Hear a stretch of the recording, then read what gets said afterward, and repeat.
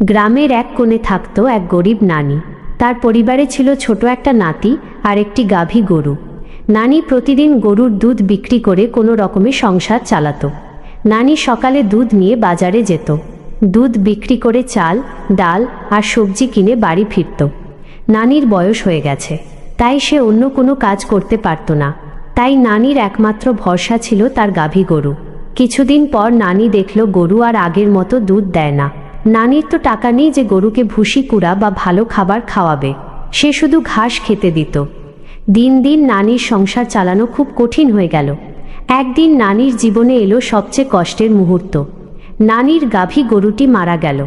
এই কষ্টে নানি ভেঙে পড়ল। সে ভাবতে লাগলো এখন নাতিকে কি খাওয়াবে। নানি নামাজ পড়ে আল্লাহর কাছে দোয়া করল যেন তার নাতিকে নিয়ে বেঁচে থাকতে পারে। পরদিন সকালে নানি ঘুম থেকে উঠে মন খারাপ নিয়ে উঠানে গেল। হঠাৎ নানি দেখল উঠানে রাখা আছে দুটি সোনার কলস। নানি কলস খুলে দেখে ভিতরে দুধে ভরা। অদ্ভুত ব্যাপার হলো, সেই দুধ কখনোই শেষ হয় না। তখন নানি বলল, আল্লাহ আমার কথা শুনেছেন, আল্লাহ কাউকে খালি হাতে ফিরিয়ে দেন না। এভাবেই নানির কষ্টের জীবনের গল্প শেষ হলো।